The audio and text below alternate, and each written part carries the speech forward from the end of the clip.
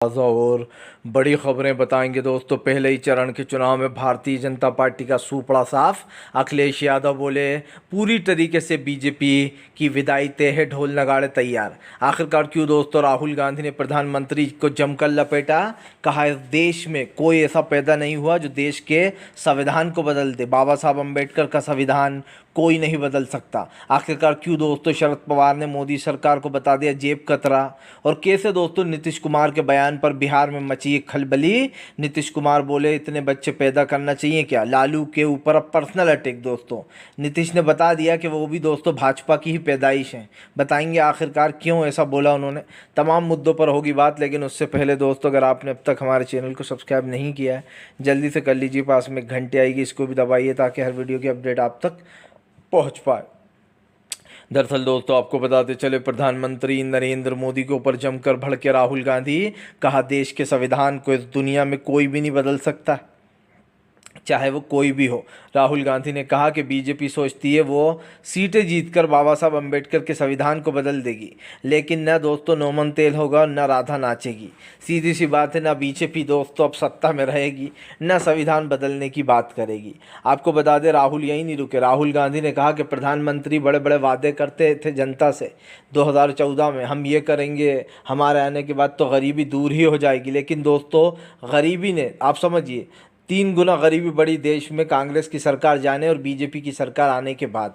लगातार लोगों को ये झांसा देते चले गए ये स्टूडेंट को कि हम आपकी सुरक्षा करेंगे। एक आप समझिए उत्तर प्रदेश में ही खाली 9 बार पेपर लीक हुआ है। अब आप समझ सकते हैं देश के बच्चों का भविष्य, इतनी मेहनत की जाती है और दोस्तों एंड वक्त पर पता चलता है पेपर ही हमने रद्द कर दिया है। इन तमाम मुद्दों को लेकर सरकार पर राहुल ने हमला बोला। राहुल गांधी ने यह भी कहा कि फ़िलहाल 2000 खास करके 24 में बीजेपी की सरकार बदलने वाली है। इंडिया गठबंधन की सरकार आते से ही महिलाओं और बच्चों के बारे में सोचेंगे। आपको बताते चले दोस्तों प्रधानमंत्री नरेंद्र मोदी को लगा बड़ा झटका। अखिलेश बोले पहला दिन पहला शो ही बीजेपी का फ्लॉप। खिड़कियां खाली पड़ी थी, टिकट काउंटर पर कोई नहीं था। अखिलेश यादव ने दानिश अली के लिए किया जोरदार दोस्तों प्रचार। दरअसल आपको बताते चले अमरोहा सीट से दानिश अली को खड़ा किया गया। दानिश अली पिछली बार भी दोस्तों चुनाव ज़बरदस्त तरीके से जीते थे। इस बार भी दानिश अली को लोकसभा भेजने की पूरी तैयारी है। आपको बताते चले इस बार साफ दिखाई दे रहा है दोस्तों कि फिलहाल इंडिया गठबंधन की सरकार आने जा रही है। चाहे गोदी मीडिया ने कुछ भी प्रोपेगेंडा फैलाया हो दोस्तों, लेकिन प्रोपेगेंडा तो पहले ही दिन इसलिए फेल हो गया दोस्तों क्योंकि अब की बार जिन लोगों ने 2019 में मोदी सरकार को वोट दिए थे वो घर से वोट देने निकले ही नहीं। इसका मतलब बीजेपी की टेंशन पहले ही बढ़ गई।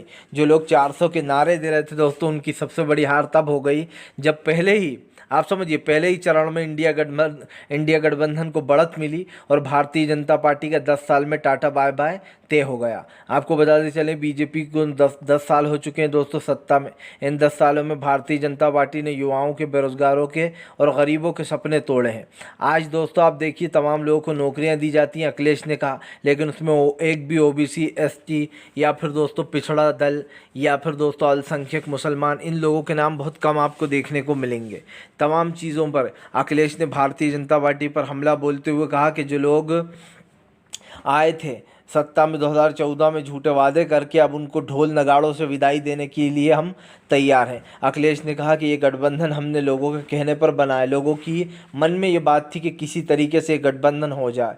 और दोस्तों सच बताइए इस गठबंधन का सबसे बड़ा फ़ायदा ये है दोस्तों कि ये जीत इंडिया गठबंधन की होगी, क्योंकि कोई एक अभी मोदी सरकार से दोस्तों अगर वोट बढ़ जाते तो मोदी सरकार जीत जाती, लेकिन इंडिया गठबंधन बनने के बाद दोस्तों मोदी सरकार का जीतना लगभग नामुमकिन ही समझिए।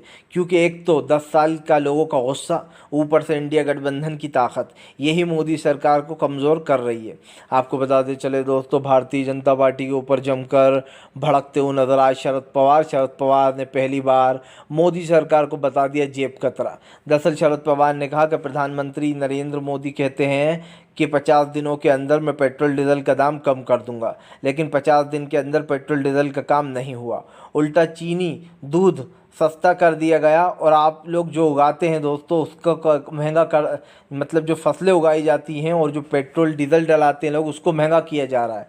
यही नहीं, उन्होंने शरद पवार ने साफ कहा कि मोदी सरकार कहती है कि हम तुम्हारी आय बढ़ा रहे हैं, एक जेब से डालती है और दूसरी से जेब काट लेती है, ये जेब कतरी सरकार है। यही नहीं, शरद पवार ने कहा कि मोदी सरकार की ताकत छीनना बहुत ज़रूरी हो गया है, क्योंकि उसको ऐसा लगने लगा है दोस्तों कि देश में उससे ताकतवर कोई नहीं है, ना देश का संविधान, ना देश की अदालत है दोस्तों, ना देश का कानून। मोदी सरकार ने सबको ताक में रख रखा है। सब देखते हैं कि कैसे दोस्तों कानून की धज्जियाँ उड़ाई जाती हैं। कानून कोई फैसला देता है तो उसको दोस्तों आप समझिए, पार्लियामेंट में बिल लाकर उसको चुनौती देकर बीजेपी अपना पल्ला झाड़ लेती है। और जाहिर सी बात है, अरविंद केजरीवाल जेल में है, हेमंत सोरेन जेल में है दोस्तों, तमाम नवाब मलिक से लेकर तमाम बड़े बड़े नेताओं को बीजेपी ने जेल में ठूस रखा था। इसका सबसे बड़ा रीज़न क्या है दोस्तों? भारतीय जनता पार्टी को तो यही लगता है कि वो जो भी कर रही है वो सही है, लेकिन बीजेपी एक चीज़ भूल गई है दोस्तों कि अगर जनता कुर्सी पर बैठाना जानती है तो वो वहाँ से उठाकर फेंकना भी जानती है। प्रधानमंत्री को लगता है ईवीएम के बल पर या थोड़े से वोट इधर उधर कर कर या फिर दोस्तों लोगों के मन में हिंदू मुसलमान डालकर इन चीज़ों को करने के बाद हम चुनाव जीत जाएंगे, तो प्रधानमंत्री बहुत गलत हैं। मेरा वो बयान याद रखिएगा दोस्तों, जब प्रधानमंत्री 2019 में दोबारा आए थे, और उसके बाद से मैंने आप लोगों से एक चीज़ ज़रूर कही थी। 5 साल हो चुके हैं उस चीज़ को। मैंने आपसे कहा था कि एक दिन वो ज़रूर आएगा जब भारतीय जनता पार्टी चुनाव हारेगी, और वो समय तभी होगा जब लोकसभा का चुनाव होगा। उससे पहले बीजेपी विपक्ष को जीतने नहीं देगी। ये चीज़ भी मैंने आपसे बार बार कही है, क्योंकि दोस्तों लोकसभा में भारतीय जनता पार्टी को हराना जनता की एक जिम्मेदारी बन जाती है।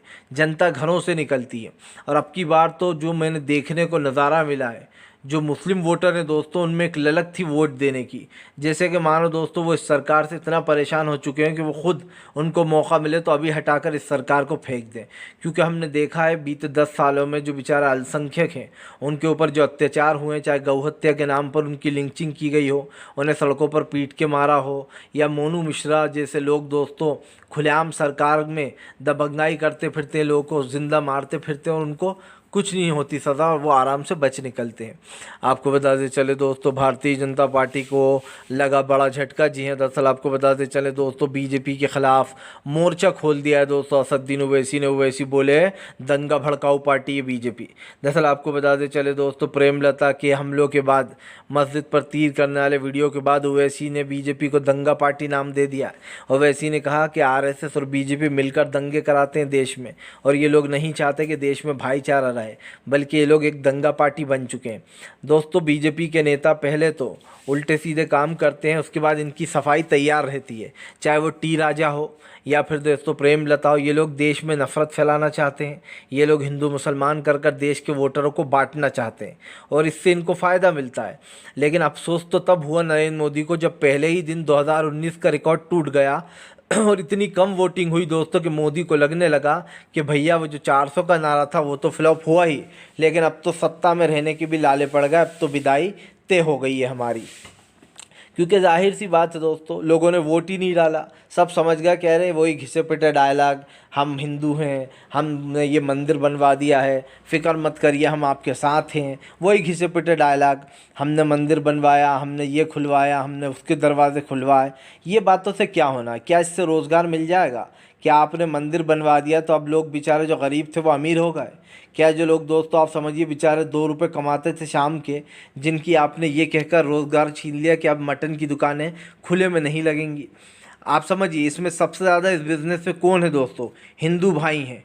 मुस्लिम तो कम है मीट के बिज़नेस में, हिंदू भाई ज़्यादा बेचते हैं इसको।